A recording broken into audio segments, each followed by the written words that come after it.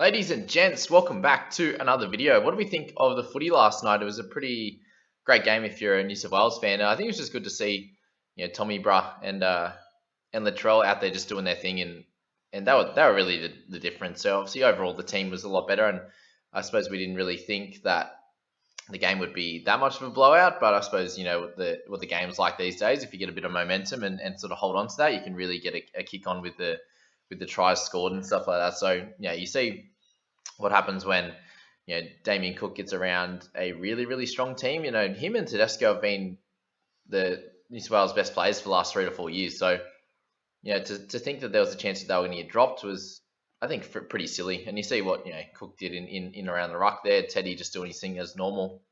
I think Cleary ran the ship really well. Luai and Toa had really nice debuts. I suppose Toa's most important part of it was just his he's running out of trouble, which he does so well for the Panthers. Like the try scoring was, I think majority of the wingers could have finished those tries that he ended up with. But Luai was really strong. Great debut for him. Nothing better than a 50-point drubbing in your first game, but he was obviously a good part of that as well. Tarik Singh was really strong as well for anyone who was not happy with him being in the squad. Some lower minutes for Trebojevic, which is probably good for his fantasy prospects this week. Of him backing up, which was good. I'm talking Jake now. You'd imagine me hard pressed for Tommy to back up and a bunch of the other players. You could see that. I think it was the try in like the 30th. No, yeah, maybe one the 30th and then one in the 55th or 60th minute when they kind of went up a fair bit. They were up close to 30 by that point, where they're just like hardly celebrating. It was more just like trying to catch their breath, a couple of high fives. So, a very tough game of footy. I think a lot of them would have been battered and bruised. You'd imagine that the majority of them don't back up. We've heard from the Panthers, a couple of different articles. One saying that, most likely none of them will back up, and then also one saying that, that they're a chance of playing for sure. That Cleary hasn't ruled them out. But Nathan, in terms of his face cut, it's most likely just a big laceration, which causes obviously all the blood, and not a facial fracture, which is good to see. So I suppose that's it from the New South Wales camp. Christian Welch, if you're holding on to him, will not be playing. So he failed his HIA. Other than that, not too much to report on the injury front, which is really good for everyone holding certain types of players. Be interesting to see if Fafita comes back and plays. Obviously went off with a little bit of an injury, a little bit of a head knock kind of style. Can't remember exactly what happened, but didn't play the full 80 and came back in there. So maybe he's okay to play, maybe he's not. We'll have to keep an eye out on late mail there. But in this video, guys, I just want to go through a bunch of the cheaper guys that we didn't speak about in that first video in the buy, hold, and sell. So Opacek is one that we probably want to speak about a little bit, as he's someone there at 483 who has been really solid for anyone who's owned him, and a 40 average in the centres for someone who's playing every game is really nice. And if you look at the last bunch of games, obviously he's had his lowest game of the year with 19, and before that his lowest score was 32. So a super consistent centre, and I don't feel like you can write him off just after 1 week. I suppose what a lot of people are doing at the moment is going, oh, he's done now. He's a 25. He's a 19-point player. Just absolutely flicking him after 1 week. And just remember the week before he got 54. Yes, it was against the Eagles. So nothing too terrible. Obviously 19 in round 12. He got 38 last week with a try, which is not too exciting. But the majority of his games there are very solid. And I feel like if you're upgrading Opacek, I feel like you have to do it for a big gun in another position. I feel like if you're upgrading him for a Ramian, yes, you can look at, okay, Opacek is averaging 40, Ramian's averaging 51 to 58 or something without his injury affected games. But he's only played 6 games. Remember that. He said he's had the injury, had the suspension for a few weeks there as well. So what's more important, consistency in that centres, where a lot of people traded Ramian in early in the year and then they had to trade him out again. So think about, is it worth trading in that extra, let's say 18 points? If it is 18 points, it's definitely worth it. If it's not 18 points and he happens to go back to a normal sort of average for a centre, because none of the centres average 58 over a season. That's just stupid, unless they're a second rower, and even that, hardly any of the edges in the game average 58. So Even the fullbacks, most of them don't average anywhere near 60. So you'd expect a reversion to the mean at some point, somewhere around a 50 average or a little bit higher than that. Is it worth that 10 points? Let's just say it is a 50 average for the year. Is it worth the 10 points? I'm not exactly sure. So if it's Opacek, still own pretty high percentage in the top 100 at 19%, which is great. Because he's done a good job. And I don't know if he's worth the trade out just yet, with everyone being so light on for trades. Obviously, he doesn't play round 17. That's something to think about, but just if you're going to do it, just be careful with the amount of trades you got left. I think you can if you want. I'd just be holding steady if you have 12, 13 trades. A trade from him to another center is pretty silly, I think, in my opinion. Farnworth I wouldn't be touching anymore. We touched him for 13, and he's not playing 17 now. He's not a top line center, so I wouldn't be going for him there. In terms of other guys, there's not a heap out there. Obviously, Will Hopewade has been scoring much better since the start of the year, and that's a 34.6 average, including the terrible start that he had. And if we have a bit of a look, he's averaging a little bit more over 40. Of course, that's not going to come up. Will Hopewade. I don't know why that doesn't come up sometimes when you type it out. So Will Hopewade started really poorly. You see 30, 29, 32, 18, 32, blah, blah, blah. But the last 3 games, 48, 58, 42 with no tries. So tackles have been up, run meters have been up high still, over the 100 meters mark. And you can tell that Averillo's going to him a bit more on that right side. So he's someone that's a bit of a smoky in the centers there, as someone who's going to score decent. Ooh. Ooh. Bless me. Hopper's in there like that, which is cool if you need that. But again, there's better centers out there, but that a little bit more expensive if you need one. In terms of other guys, Tommy Gilbert is a bit too expensive. Nick Corey, similar thing. Stefano, most people trading out. Best, so what do we do with Best? Is he a hold or not? I think at that price, you can almost move him on. He's just not scoring well enough, is he? There's just not a lot happening in terms of the Knights. And on that left side there, obviously they're missing Pearce, very muchly. But if you look at the scores, he got a bunch of massive scores last year, which helped him out. But then he was inconsistent as well. Yeah. So if you put that into effect in 2021, he has been a lot more consistent. He has a 15 as his lowest score last game. So 15 to 22. And other than that, he's got 29, 31, 45, 62, 47. There's a couple of 40s in there. So, a solid scorer. But is he going to be super consistent? I don't think so. And only 1 try for the year is very low as well. So there's every chance that he comes back and improves. But there's also every chance that he sticks around this 36 to 40 average and kind of doesn't help you. So I think Best is more of a trade out than Opacek. But you can make that decision based on the amount of trades you have left and go from there. Kelly also hasn't been good, so I put him in a similar mold to Best there. And if you're thinking about trading him out, then that's a possibility.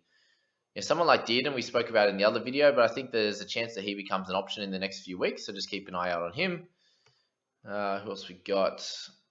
Remember guys, it's just such a weird priced section now in the 400s. Phoenix Costin I wouldn't be touching. We only really got to go down to guys like Kelly and do we have him in our side? No, we don't. We have Gamble. Kelly and Lussick as our other guys to really talk about for the rest of it. And Kelly there at 365. So we spoke about him. His 3 awesome scores so far at 365 now, and not playing in round 17, he becomes a bit of a cash grab. I'm not sure if he can score like this every week. Obviously, 3 try assists is not going to be too normal for him. The next 5 opponents isn't ridiculous. You got Canberra and Raiders, who will be Canberra and Rabbitohs, who will be decent. Then you've got the Sharks, Tigers, Penrith. So the next few will be okay for him. He should be able to score solidly. Obviously, he scores against Roosters and Storm are 2 decent sides, and got 44 and 37. So if he can keep up scores like that, he's got 100 odd thousand to make, but doesn't play 17. He's obviously very highly owned in the top 100 and top 5,000 there, with 36% and 26% respectively. But are you going to want to trade him in and then trade him out, because that's going to be the goal? And think about that with all the cash cows at the moment, guys. You're going to be trading him in and trading them out if you want to use the cash that they make. If you just bring him in as a cheaper guy that's going to be a scorer, then that's also cool. Like Joey Lussick could be that guy that you bring in as a scorer for your side, like a 40-plus scorer.